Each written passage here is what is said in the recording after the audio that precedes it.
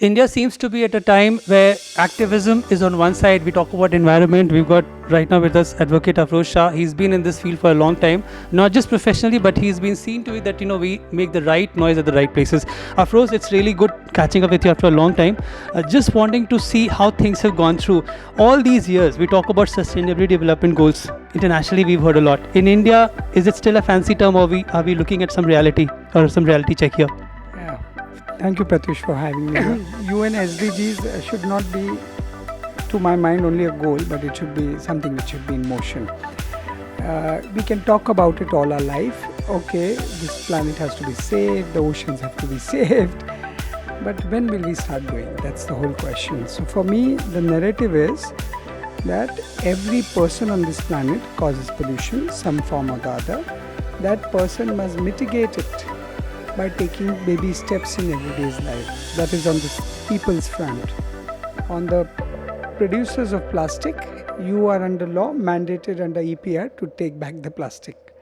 You should do it honestly, transparently and correctly. On the government front, the governance should have a law which covers all aspects of pollution, and it must be a good law which is implementable at the field. So for me, UN SDGs or sustainable development means all three: plastic producers, non-plastic producers, corporates, citizens and the government and the local urban bodies working together. That's how this problem will get mitigated.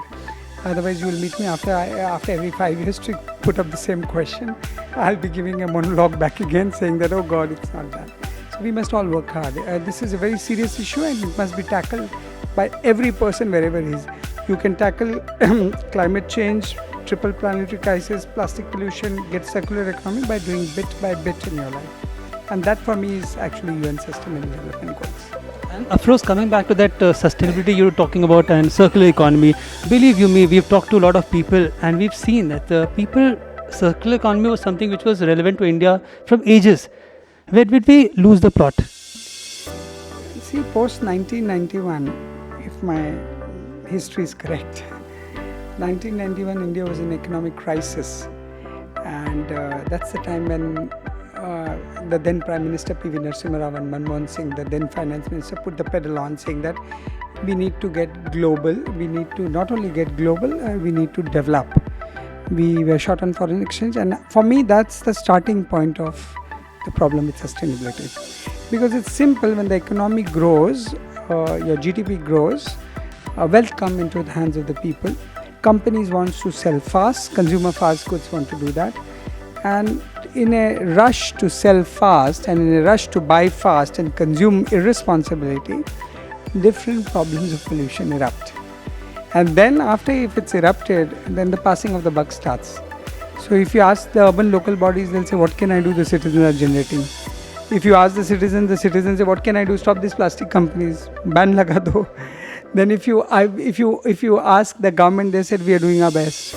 So it's passing the buck. So post 1991, it erupted, and after 1994-95, it accelerated in our face. Our mothers and grandmothers were so sustainable. They did everything sustainable. But we lost the plot in the whole race to become the biggest. We are number 5 now on the GDP. We want to become 1. Yes, you become 1, but not by losing your oceans, your lakes, your rivers, your forest. Look, we live in Mumbai city. Mumbai is a coastal city. I can't put my hand in the water. What do you speak about GDP and growth? Yes, you must do, but allow the citizens to enjoy Mother Nature. This is a right which you, me and all of us are born with. Every child who enters this planet has a right to have a peaceful living, have a right to a healthy environment. It's all been snatched away. So that's the balance we need to draw, and the blame game is not to be done. You can pinpoint finger everybody. We must all collaborate. That's the key, Pratyush. Talk about putting your hand in the water. Don't worry, soon water will come to you because we are a peninsula, and there's a report which says that very soon water will rise 7 feet, and Mumbai and other coastal areas, what will happen to us. Keeping that in mind, do you think governments are doing adequately well enough, state government, central government? First of all, I must warn you, with the rising water, the plastic also will come out. Plastic pollution which has landed in the belly of the ocean. Having said that, these are issues which will, as we go along, we'll learn. Till the time you don't show the fear right on your face, the actions are not emergency. Like during COVID, the virus stuck, in 3-4 months somebody developed a vaccine. The vaccine was good, bad, ugly, that's a different story. But we did the humanity did what had to be done. So are we waiting for emergencies to emerge on us to react? Or are we going to anticipate emergency and say that these are emergencies which are 3-5 years down the line and take steps? Coastal cities like Mumbai are going to go underwater along with plastic pollution. Let me warn you. We'll have to take care of it. And the taking care would involve every citizen getting involved, every company getting involved, every plastic producers getting involved, and the government bodies. Till the time it doesn't happen, there's no solution in sight, but the journey can begin from many. Finally, just a word of advice, since you're on the legal side also, there are a lot of small companies who are trying to work their way up. They have got certain compliances to meet. Keeping both the sides happy, what is your word of advice, your 2 cents on it? To the small companies, you see, as you tell to a consumer, money is not the solution to the problem. If it was, I would stop all this, I would go to the court, earn more money as a lawyer and get that money on the table to protect the environment. I wish that was the solution. If Mr. Modi has thousands and thousands of crores, if money could solve the problem, he would float the tenders. Where is the question of we and me conversing? Get the tender out, clear everything up. But these problems are in what I call socio-economic zone. They are partly social, partly economical. So yes, money is needed, but there is a social transformation needed. And one of the things which we see is the behavioral changes. You can make, I'll give you an example, milk pouches, perfectly recyclable. Why is it not recycled? Why do you find it at the beach, in the river, lake? If you ask any milk company, they said, we have made it perfectly recyclable. What more can we do? The social factor takes over. Where the economics leave, the social factor take over, and sometimes there is an overlap as well between them. So we'll have to understand that and take steps according to that.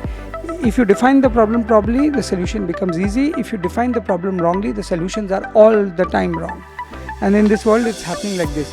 Some people are saying, get the corporates, they will solve the problem. Some people are saying, get the plastic producers.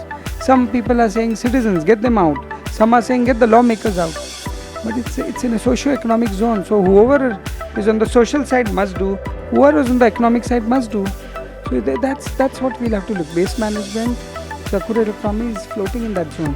And I pray soon that it goes in the economic zone so that people like us can be free to do what we want to do instead of cleaning the beaches, cleaning the rivers, training up people. The moment it is lifted from the social zone, it will go into the economic zone. We'll all watch. We'll pay our taxes and watch.